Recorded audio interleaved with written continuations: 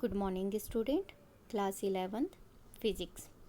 हम कर रहे हैं चैप्टर नंबर 1 और आज का हमारा टॉपिक है साइंटिफिक मेथड, मतलब वैज्ञानिक विधि। अभी पिछली वीडियो में आपने देखा है science and the definition of physics, मतलब फाइनली साइंस क्या होता है, फिजिकल वर्ड क्या होता है, नॉर्मली फिजिक्स की डेफिनेशन क्या होती है। And then now the today's topic is scientific method. अब हम पढ़ेंगे साइंटिफिक मेथड, मतलब अगर कोई रिसर्च करता है व्यक्ति तो वो मेथड क्या कहलाती है। मतलब जितने भी साइंटिस्ट होते हैं तो वो अपने रिसर्च को कितने पार्ट्स में डिवाइड करते हैं, उन्हें ही हम बोलते हैं साइंटिफिक मेथड। तो हम देखेंगे कि उनके पार्ट्स कौन कौन से होते हैं, मतलब उनकी स्टेप्स क्या होती है। फर्स्ट स्टेप में वो क्या करते हैं, सेकेंड स्टेप में वो क्या करते हैं और रिजल्ट कब आता है, और इसी स्टेप्स को हम बोलते हैं साइंटिफिक मेथड। क्लियर। अब हम देखेंगे साइंटिफिक मेथड, इट मीन्स वैज्ञानिक विधि। अगर डेफिनेशन देखी जाए तो डेफिनेशन इसकी होती है the methods by which a scientist works to establish theories and laws are called scientific method. मतलब जो साइंटिस्ट होता है अपने कार्य को स्टेब्लिश करता है, किसको, थ्योरी और लॉ को। जितनी भी थ्योरी है, मतलब सपोज अगर कोई वो एक्सपेरिमेंट कर रहा है या रिसर्च कर रहा है तो उससे रिलेटेड जितनी भी थ्योरी और लॉ, मतलब जितने भी रूल्स है और जितने भी उसकी रिसर्च की बातें हैं, वो क्या करता है, स्टेब्लिश करता है, मतलब लाइन से डेवलप करता है। उसी को हम बोलते हैं साइंटिफिक मेथड। आई होप सो आपको क्लियर हो गया कि जिस मेथड को साइंटिस्ट अपने कार्य को स्टेब्लिश करता है, थ्योरी और लॉ को, उसे ही हम बोलते हैं साइंटिफिक मेथड। क्लियर। हिंदी में हम कह सकते हैं कि वे विधियाँ जिनके द्वारा एक वैज्ञानिक सिद्धांतों और नियमों को स्थापित करने के लिए कार्य करता है, वैज्ञानिक विधि कहलाती है। नाउ क्लियर कि आपको साइंटिफिक मेथड समझ में आ गई। अब हम देख लेते कि इस मेथड की स्टेप्स क्या होती है, क्या होती है मेथड्स। अगर देखें तो इसकी 4 स्टेप्स है। Systematic observation, second one is formulation of hypothesis, third testing of hypothesis, fourth final theory. Hindi में हम बोल सकते हैं क्रमबद्ध प्रेक्षण, सेकेंड है परिकल्पना का निरूपण, थर्ड वन इज परिकल्पना पर आधारित परीक्षण, फोर्थ वन इज अंतिम सिद्धांत। नाम से आपको लग रहा है कि पता नहीं ये 4 स्टेप कौन सी है। नॉर्मल लैंग्वेज में देखे जाए, सबसे पहले है देखे जाए तो क्वेश्चन, ऑब्जर्वेशन, मतलब ये दोनों एक दूसरे से क्या है, कनेक्ट है। कैसे, सपोज मुझे अगर कोई रिसर्च करनी है, एक्सपेरिमेंट करनी है, तो मुझे पता होना चाहिए क्वेश्चन कि किस चीज़ का एक्सपेरिमेंट करना है। वो आपके माइंड में वो क्वेश्चन ऑलरेडी होना चाहिए कि मुझे एक बल्ब बनाना है, तो ये क्वेश्चन है कि बल्ब कैसे बनेगा, राइट। तो वो है सिस्टमेटिक ऑब्जर्वेशन कि जिसके बारे में मुझे रिसर्च करनी है उसका ऑब्जर्वेशन पूरे तरीके से करना ज़रूरी है कि मुझे जो रिसर्च करनी है वो किस से रिलेटेड है, कैसी करनी है, उस पर पूरा सिस्टमेटिक ऑब्जर्वेशन करना। उसको हम नॉर्मल लैंग्वेज में कह सकते हैं कि आपको पता होना चाहिए क्वेश्चन कि हमें करना क्या है। ये एक दूसरे से कनेक्ट है। जैसे ही हमें पता चल जाए कि हमें इस चीज़ का रिसर्च करना है, उसके बाद होता है second step formulation of hypothesis. अगर अदर लैंग्वेज में हम देखें तो वो होता है collection of data.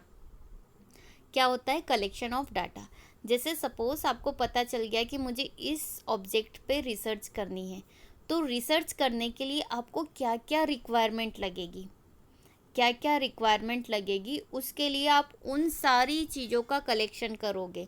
It means हो सकता है कि कोई ऑब्जेक्ट हो, कोई इंस्ट्रूमेंट हो, कोई थ्योरीज हो, कोई लॉ हो, तो कोई फॉर्मूले हो, इन सभी को आप क्या करोगे, कलेक्ट, क्योंकि आपको एक्सपेरिमेंट करना है। जैसे आप प्रैक्टिकल लैब में भी जाते हो तो पहले आपके पास एक एम आता है, क्वेश्चन आता है, फिर आप देखते हो रिक्वायरमेंट इसको करने के लिए क्या क्या लगेगी, कि ये लगेगा, बीकर लगेगा, सॉल्यूशन लगेगा, इंस्ट्रूमेंट लगेंगे, पेन, पेंसिल, रबर, ये सब क्या है, कलेक्शन। तो एक्सपेरिमेंट करने के लिए आप सबसे पहले सारे डाटा को क्या करते हो, कलेक्ट। उसको साइंस की लैंग्वेज में बोलते हैं फॉर्मुलेशन ऑफ हाइपोथेसिस, मतलब परिकल्पना का निरूपण। मतलब आप जो सोच रहे हो उसके कलेक्शन में क्या करोगे, डाटा कलेक्ट करोगे, राइट। सोचने के लिए सारा कलेक्शन के डाटा को कलेक्ट करोगे, राइट, हो गया। Third one is testing of hypothesis. Testing मतलब जब आपका डाटा कलेक्ट हो जाए तब आप क्या करोगे, एक्सपेरिमेंट करना स्टार्ट करोगे, कि आपने जो सोचा है अब मेरे को वो ट्राई करना है। उसको बोलते हैं परिकल्पना पर आधारित परीक्षण, मतलब टेस्ट करना। मतलब कलेक्शन हो गया डाटा का, जितना भी कलेक्ट करना था, उसके बाद आप टेस्ट करना स्टार्ट करोगे, उसको बोलोगे टेस्ट हाइपोथेसिस, मतलब टेस्ट कर रहे हो। टेस्ट करने के बाद जितना भी हो जाता है एक्सपेरिमेंट, उसके बाद आपके पास डेफिनेटली क्या निकलेगा, रिजल्ट। या तो हो सकता है आपका जो एक्सपेरिमेंट हो, रिसर्च हो, वो सक्सेसफुली हो जाए, या हो सकता है वो फेल हो जाए। तो पास और फेल दोनों ही कंडीशन में हम उसको एक वर्ड दे देते हैं रिजल्ट, कि आपका कंक्लूजन क्या निकला है। मतलब फाइनली थ्योरी जो होती है वो स्टेप 4 होती है, कि फाइनल थ्योरी मतलब आपका रिजल्ट क्या निकल रहा है, उसको बोलते हैं conclusion. I hope so scientific method की आपको स्टेप्स समझ में आ गई हो। तो कितनी स्टेप्स होती है हमारे पास, 4। Now the first one is systematic observation, मतलब question. Second one is formulation of hypothesis, मतलब collection of data. Third one is testing of hypothesis, it means test hypothesis. And the fourth one is final theory, it means result, conclusion. I hope so इसके steps समझ में आ गई। ये तो सिर्फ नाम थे, मैंने आपको इसको बेसिक चीज़ों में बताया, लेकिन अगर इन सभी की प्रॉपर डेफिनेशन भी लिखनी है तो वो डेफिनेशन ये रही। First, observation and formulation of A question. जो चीज़ें मैंने आपको बोल के समझाई वो यहाँ पे डिटेल में लिखी है, मैं आपको बता देती हूँ। This is the first step of a scientific method. कौन सी स्टेप है, फर्स्ट स्टेप, जो कि लाइन से है। Observation and formulation of question, question हमें पता होना चाहिए। In order to start one, an observation has to be made into any observational aspect or phenomena of the universe, and a question need to be asked pertaining to that aspect। मतलब आपको पूरे universe में जितने भी natural phenomena हैं उस पर अगर रिसर्च करनी है या ऑब्जर्व करना है या एक्सपेरिमेंट करना है तो पर्टिकुलर आपके पास किसकी रिक्वायरमेंट रहेगी, क्वेश्चन की, कि आपको फाइनली करना क्या है। For example you can ask why is the sky black at night. रात के समय में आकाश काला क्यों दिखाई देता है, ये क्वेश्चन है। या फिर हम बोल सकते हैं वाई इज़ एयर इनविजिबल, मतलब हवा दिखाई क्यों नहीं देती है। ये क्या है, नेचुरल फिनोमिना है, मतलब ये क्वेश्चन है। मतलब जब तक आपके पास क्वेश्चन नहीं होगा तब तक आप आगे रिसर्च कैसे करोगे। तो इस तरीके के और भी बहुत सारे क्वेश्चंस आपके पास होंगे जो यूनिवर्स से रिलेटेड है। तो स्टेप 1 का यही काम है कि आपको जिस क्वेश्चन पे ऑब्जर्वेशन करना है वो आपको पता होना चाहिए। मतलब सबसे पहले आपके पास क्या होना चाहिए, क्वेश्चन होना चाहिए, राइट। इसी को बोलते हैं कि ये वैज्ञानिक विधि का पहला चरण है। एक को शुरू करने के लिए ब्रह्मांड के किसी भी देखने योग्य पहलू या घटना में एक अवलोकन किया जाना चाहिए। मतलब हमें देखना चाहिए कि वो क्वेश्चन क्या है, कौन सी घटना से रिलेटेड है, कि वो प्रश्न क्या है, ताकि आपको पता होना चाहिए कि फर्स्ट स्टेप आपकी क्या है। आई होप सो फर्स्ट स्टेप आपको समझ में आ गई। सेकेंड स्टेप है data collection and hypothesis, right. मैंने आपको बताया था कि जैसे ही क्वेश्चन पता चल जाए उसके बाद आपको क्या होना चाहिए, उस क्वेश्चन से रिलेटेड, मतलब उसको एक क्वेश्चन को एक्सपेरिमेंट या रिसर्च करने के लिए जितने भी चीज़ों की रिक्वायरमेंट है, जितने भी डाटा की रिक्वायरमेंट रहती है, उसको आपको क्या करना है, कलेक्ट करना है। Now the next step involved in the scientific method is to collect all related data and formulate a hypothesis based on the observation. मतलब जो हमारा क्वेश्चन है उससे रिलेटेड जितने भी डाटा है उसको आपको कलेक्ट करना है, फॉर्मूले में अप्लाई करके उसको ऑब्जर्वेशन करना है, राइट। ये सेकेंड स्टेप है। The hypothesis could be the cause of the phenomena, its effect और its relation to any other phenomena. हो सकता है कि वो जो हम रिसर्च कर रहे हैं किसी और दूसरी चीज़ों से भी हो सकता है वो क्या हो, कनेक्ट हो, क्योंकि यूनिवर्स में ऐसी बहुत सारी चीज़ें हैं, बहुत सारे ऑब्जेक्ट है जो हमेशा एक दूसरे से कहीं ना कहीं कनेक्ट होते हैं। जैसे एक लॉ दूसरे लॉ पे डेफिनेटली काम करता है, ऐसा नहीं कि एक लॉ दिया है तो पर्टिकुलर वो उसी पे अप्लाई हो। कई बार एक लॉ 4 चीज़ों पे अलग अलग अप्लाई होता है, तो हमेशा एक चीज़ कहीं ना कहीं दूसरी चीज़ों से क्या होती है, कनेक्ट होती है। तो सेकेंड स्टेप यही है कि जो क्वेश्चन या जो एम हमारे पास है उससे रिलेटेड जितने भी डाटा है या फॉर्मूलेज हैं हम उनको कलेक्ट करेंगे और उस पर क्या करेंगे, अप्लाई करेंगे। हिंदी में हम बोल सकते हैं कि वैज्ञानिक पद्धति में शामिल अगला कदम सभी संबंधित डाटा को एकत्रित करना और उनके अवलोकन पे आधार पे एक परिकल्पना तैयार करना, राइट। कि वो परिकल्पना की घटना का कारण, प्रभाव या वो किसी अन्य घटना से संबंधित तो हो भी सकती है। मतलब डाटा कलेक्ट करना कि उसमें किन किन चीज़ों की रिक्वायरमेंट है। डाटा कलेक्ट हो गया, फॉर्मूला देख लो, हो सकता है वो किसी और चीज़ से भी रिलेटेड हो। तो सेकंड में हमारा यही मेन मोटो है कि जो क्वेश्चन है उनके डाटा को कलेक्ट करना है। थर्ड स्टेप हमारी आती है testing the hypothesis. After the hypothesis is made, it need to be tested scientifically. Scientists do this by conducting experiments. The aim of this experiment is to determine whether the hypothesis agrees with or contradicts the observation made in the real world. The confidence in the hypothesis increases or decreases based on the result of the experiment. It means कि हिंदी में अगर हम देखें कि परिकल्पना का परीक्षण, मतलब जो डाटा कलेक्ट करा है उसको हम क्या करेंगे, टेस्ट करेंगे। जो हमने सोचा है कि अब हमें एक्सपेरिमेंट करके देखना है कि डेफिनेटली वो क्या है। हो सकता है कि एक्सपेरिमेंट करने के बाद आपके रिजल्ट पॉजिटिव आए, हो सकता है कि एक्सपेरिमेंट करने के बाद आपके रिजल्ट कैसे आए, नेगेटिव आए। मतलब पॉजिटिव नेगेटिव दोनों हो सकते हैं। जो सोचा है वो हो सकता है वो सक्सेसफुली आपका एक्सपेरिमेंट पास हो जाए, या हो सकता है कि वो एक्सपेरिमेंट सक्सेस ही ना हो, डिपेंड करेगा रिजल्ट पे, राइट।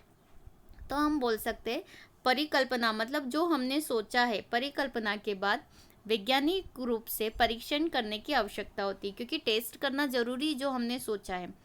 वैज्ञानिक प्रयोग करने से ऐसा करते हैं, इन प्रयोगों का उद्देश्य यह निर्धारित करना है कि क्या परिकल्पना मतलब जो आपने सोचा है वास्तविक दुनिया में की गई टिप्पणियों से सहमत है या इसके विपरीत है। मतलब जो हमने सोचा है वो वाकई में इससे रिलेटेड है या ऐसे ही है।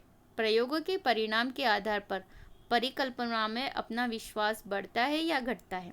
देखो, जब भी हम किसी चीज़ का टेस्ट करते हैं, राइट, मतलब कलेक्शन डाटा करने के बाद डेफिनेटली उसको एक्सपेरिमेंट करना है।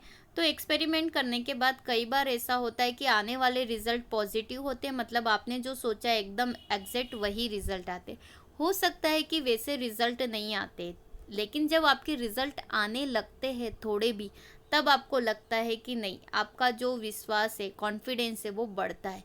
या रिजल्ट नहीं आते तो आपका कॉन्फिडेंस क्या हो जाता है, कम। सेम एग्जाम्पल अगर देखें कि अगर हम मैथ्स में कोई सम करते हैं तो करते करते हमें लगता है कि नहीं, हमसे सम हो रहा है, इट मीन्स अपना कॉन्फिडेंस लेवल बढ़ता है कि हाँ हमारा आंसर आ जाएगा। लेकिन आपको लगता है पहली 2 स्टेप में देख के ही समझ में नहीं आ रहा है, सम सॉल्व ही नहीं हो रहा है, तब आपका कॉन्फिडेंस लेवल क्या हो जाता है, थोड़ा सा डाउन हो जाता है, डिक्रीज हो जाता है। तो सेम एज इट इज़ इस साइंटिफिक मेथड में भी यही है कि जब आप एक्सपेरिमेंट करने लगते हो तब आपको इस दुनिया से रिलेटेड बहुत सारी प्रॉब्लम्स आती है। तो उन प्रॉब्लम में कई बार होता है कि आपका एक्सपेरिमेंट सक्सेस की तरफ चलता है तो आपका कॉन्फिडेंस लेवल बढ़ता है, मतलब इंक्रीज होता है। और जब नहीं बढ़ता है तो कभी कभी कॉन्फिडेंस लेवल आपका क्या हो जाता है, घट जाता है। लेकिन एक्सपेरिमेंट करना थर्ड स्टेप में बहुत ज़रूरी है, तभी आपको पता चलेगा कि आने वाला रिजल्ट मतलब कंक्लूजन क्या है। तो साइंटिफिक मेथड की फोर्थ एंड लास्ट स्टेप है आपके पास एनालिसिस एंड कंक्लूजन, मतलब एनालिसिस करके आप उसका क्या रिजल्ट दे रहे हो। तो ये है fourth step and the last step. This step involves the use of proper mathematical and the other scientific procedures to determine the result of the experiment. मतलब प्रॉपर स्टेप मतलब पर्टिकुलर मैथ्स का use क्यों हो रहा है, फॉर्मूले के रूप में। जितने भी है कंक्लूजन वो सब क्या है, मैथमेटिकल फॉर्म में निकलते हैं, result of experiment. Based on the analysis the future course of action can be determined if the data found in the analysis is consistent with the hypothesis, it is accepted. If not, then it is rejected or modified and analyzed again. मतलब विश्लेषण और निष्कर्ष। इस चरण में प्रयोग के परिणाम को निर्धारित करने के लिए उचित गणितीय और अन्य वैज्ञानिक प्रक्रियाओं का उपयोग शामिल है। मतलब जब हम रिजल्ट निकालते हैं तो डेफिनेटली किसका यूज़ किया जाता है, मैथमेटिकल फॉर्मूलेस का, राइट। विश्लेषण के आधार पर आगे की कार्यवाही तय की जाती है। जैसे ही हमारे रिजल्ट निकलते हैं देन उसी के बाद हम क्या करेंगे कि आगे हमें क्या करना है वो फिक्स करेंगे। यदि विश्लेषण में पाया गया डाटा परिकल्पना के अनुरूप है तो इसे स्वीकार किया जाता है। जस्ट मैंने अभी बताया था आपको कि अगर हमारा एक्सपेरिमेंट पॉजिटिव की तरफ चल रहा है, मतलब सक्सेस की तरफ चल रहा है, तो हमारा कॉन्फिडेंस लेवल क्या होता है, बढ़ जाता है, मतलब हम उसको एक्सेप्ट करने लगते हैं। लेकिन जैसे ही हमारा लगता है कि सम कहीं ना कहीं गलत हो रहा है, जैसे मैंने एग्जांपल दिया था, तो हम देखते कि अरे ये गलत हो रहा है, कहीं ना कहीं हमने मिस्टेक करी, तो हम उस मिस्टेक को ढूंढने लगते हैं और उसको क्या करते हैं, सही करते हैं। तो सेम एज इट इज़ यहाँ पर कि यदि नहीं तो इसे क्या किया जाता है, अस्वीकार किया जाता है और फिर उसे क्या किया जाता है, संशोधित, मतलब उसको सुधारा जाता है कि आपने गलती कहाँ करी और फिर से विश्लेषण किया जाता है। तो फोर्थ वाले पार्ट में यही है कि जब आप टेस्टिंग लगाते हो तो कई बार आपके रिजल्ट एक ही बार में आ जाते हैं, ये आपका कंक्लूजन है। लेकिन कई बार आपके रिजल्ट एक बार में नहीं आते हैं, तो नहीं आते तो आप देखते हैं कि क्यों नहीं आ रहे हैं, तो किस जगह पर मिस्टेक हो रही है, वहाँ से उसको प्रॉपर क्या किया जाता है, सही किया जाता है और उसके रिजल्ट को बार बार एक्सपेरिमेंट करके उसका रिजल्ट निकाला जाता है। तो ये थी आपकी साइंटिफिक मेथड की 4 स्टेप कि सबसे पहले आपको क्वेश्चन पता होना चाहिए, मतलब सिस्टमेटिक ऑब्जर्वेशन। सेकंड, आपके डाटा को क्या करना है, कलेक्शन करना है। फोर्थ, मतलब टेस्ट ऑफ हाइपोथेसिस, मतलब आपको टेस्टिंग करना है। And the fourth one is conclusion, मतलब फाइनल थ्योरी। तो ये थी आज का टॉपिक साइंटिफिक मेथड, जो कई बार एग्जाम में बच्चों को पूछा जाता है। Thank you.